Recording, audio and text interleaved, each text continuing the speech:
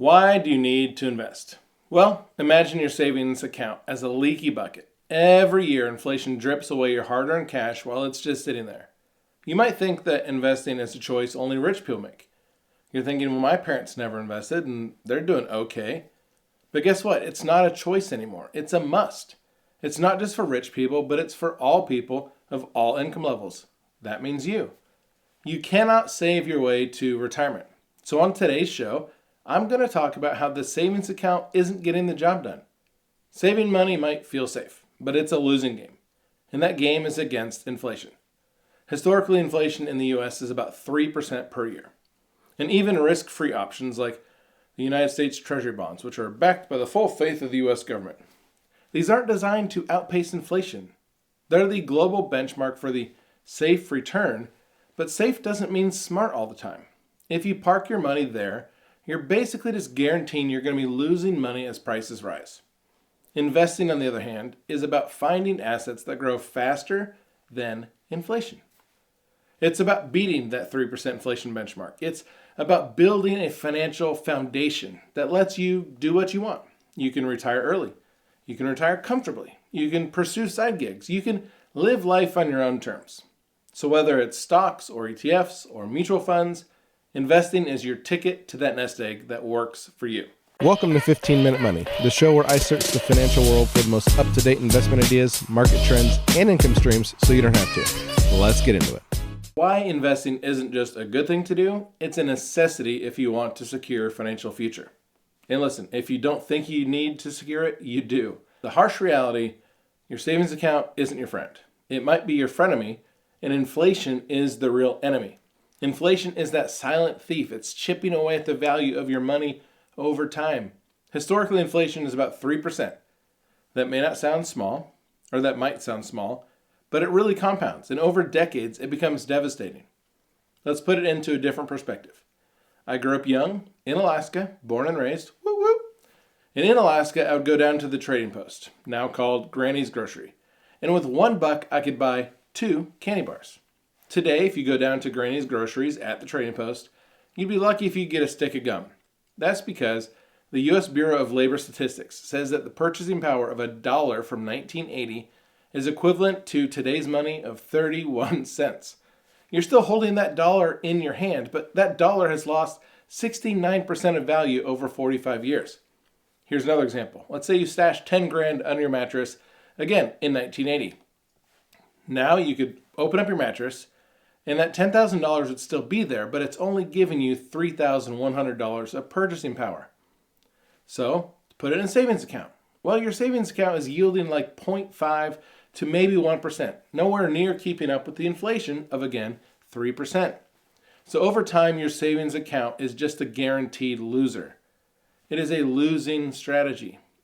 But you're thinking, look, not ready to invest. You've swayed me about the savings account. Let's talk about bonds. Aren't they the risk-free rate? Well, not exactly. Treasury bonds are backed, again, by the full faith of the U.S. government. And it makes them the global benchmark for a risk-free rate unless El Jefe Donald Trump screws that up, which he probably will. But here's the catch. The goal isn't to beat inflation, it's to provide stability. The 10-year Treasury yield is around 3 or 4%, which might match inflation on a good year, but often it's going to fall short, especially after you pay the government their taxes. So if you're relying on bonds to grow your wealth, you're treading water at best. And my kids are learning how to swim right now, and treading water isn't a fun thing. So let's compare bonds to the stock market, specifically the S&P 500. And the S&P 500 has the top 500 largest companies in America. Since 1928, the S&P has averaged about 10% per year before inflation, 7% after. Now compare that to bonds. Same time period, 1928 to now. The U.S. Treasury bonds have averaged about 5%, or just 2% after inflation. So over decades, that gap becomes massive. For example, if you'd invested $10,000 in the S&P in 1980 and reinvested your dividends, you'd have $350,000. Now, $10,000 in the U.S. Treasury bonds, you'd have $80,000. Do the quick math, that's a $270,000 difference. The stock market, sure, it's not perfect. It has its ups and downs, but the long-term track record blows bonds out of the water. In savings accounts, They're on the moon or something. They're not even in the same race. At its core, investing is about making your money make money. I love it when my money makes money. But you need your money to outpace inflation. It's about finding assets like stocks, ETFs, real estate, things that grow faster than 3% annual erosion rate, which is inflation chewing it up. But you don't just want to keep up with inflation. You want to build a financial foundation that lets you live life on your own terms. Maybe you do want to retire early, or like you want to start a side hustle. Maybe you just want to stop worrying about your bills. I think investing is how you get there because that's how it got me there. By the way, if you're new, my name's Nick. I'm married, I have 2 school-age sons, and at the age of 42, I retired early. I'm living off my dividend portfolio and weekly options trades. And this channel is just the information that I find out. It's helping me encourage myself as well as maybe you. I also wrote this book that's behind me. It's called The Quick Start Guide to Investing because I think that all people that invest early are better than people that invest late. So stocks, sure, they might be riskier than bonds. Markets have fallen, companies have collapsed. But when you consider the long-term average, the key is staying in the game. If you'd invested 10 grand in the S&P 500 in 2007, which was a terrible time to invest, I know because I was investing. I graduated college in 2004. I started investing in my company's 401k. They gave me a 3% match. I'm thinking the world is great. I even bought a condo because someone said, hey, assets never go down. Housing prices are going to the moon. So I'm like, oh, what a great investment. Well, guess what? The global financial crisis happened and my portfolio tanked by 40% only 2 years later. But if you'd held on like I did, and you've been really smart and dollar cost averaged into more investing like I did, even if you didn't dollar cost average, you'd still have more than tripled your money by today. So you took a 40% dive from 2007 to 2009, but now your money has more than tripled. Time smooths out the volatility bumps. Speaking of time, Albert Einstein, pretty smart guy, called compound interest the 8th wonder of the world. He said, he who understands it earns it, he who doesn't pays it.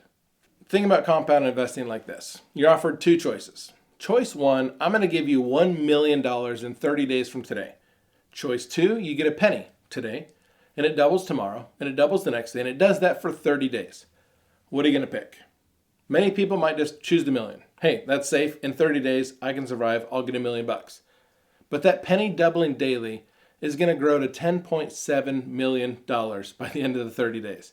That is the magic of compounding your money. So your money earns returns, and then those returns earn returns, and then those returns earn returns, and it just keeps going. It's beautiful. But there's a catch. Compounding needs time. The earlier you start, the bigger the payoff. Say you want to retire with $1 million portfolio. Who doesn't, right? $1 million, $2 million, $3 million. You don't always need $1 million. I retired on less than that. But time is on your side when you're young, and it goes against you when you get older. Look at this chart. Assuming you want to retire at 60, and you can get 10% annualized return, at the age of 20, you need to invest $178 a month. At the age of 30, you need to invest $477 a month. At the age of 40, you have to invest a whopping $1,370 a month. And if you wait till the age of 50, which I don't recommend, but if you did, it's still not too late, but you do have to invest $4,900 a month to have $1 million by the time you're 60. You need to start early. Let's talk about Greg. Greg's a garbage man, and he saw his dad struggle with the physical tolls of being a garbage man well into his 50s. Determined he didn't want to work late into his 50s, Greg started investing $500 a month in low-cost index funds when he was only 18 years old. Early on, his account balance was basically his contributions. But after 10 years, something great happened. Greg had put in 60 grand of his own money, but now his portfolio is worth $135,000, more than double what he had contributed. That's compound interest starting to kick in. Fast forward 40 years, Greg's total contributions are 240 grand of his own money, but his portfolio is 3.1 million. His money worked harder than he ever did picking up all of our wasted purchases, Amazon purchase. More money than he made driving the delivery truck, garbage truck. What's he doing? Who cares? The longer your money compounds, the more it grows. Saving alone isn't going to cut it. Your money needs to work for you. So why stocks over bonds? Well, let's circle back real quick. The S&P 500 versus bonds, because bonds, again, are supposed to be stable, but with that stability comes a cost, and that cost is low returns. The S&P's higher returns do come with some higher volatility, but that is a trade-off well worth making. Since 1950, the S&P 500 has outperformed bonds 80% of 10-year periods. So even in tough decades like 2000s, stocks eventually bounce back. Everybody in 2000 thought they could do it. There was pets.com, there was newspaper.com, there was trash.com. Everybody thought they could make money. It was the bubble of all bubbles.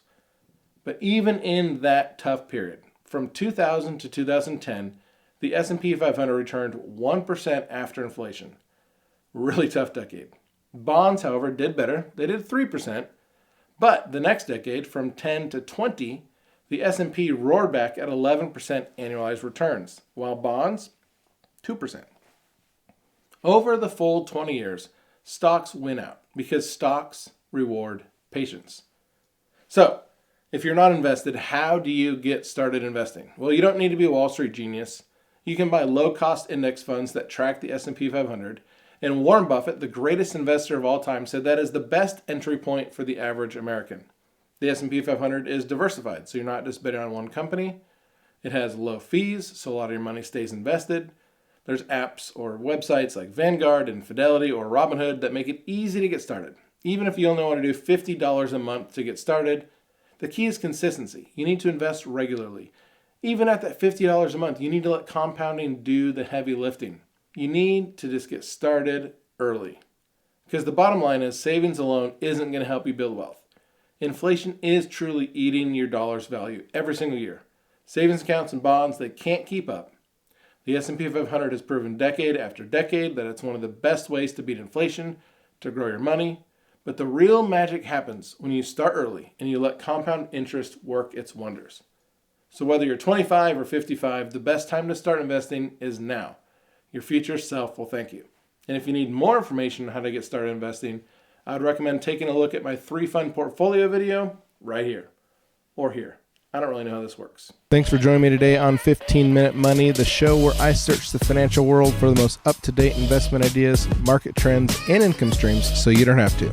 I'm your host, Nick Bradley. We'll see you next week.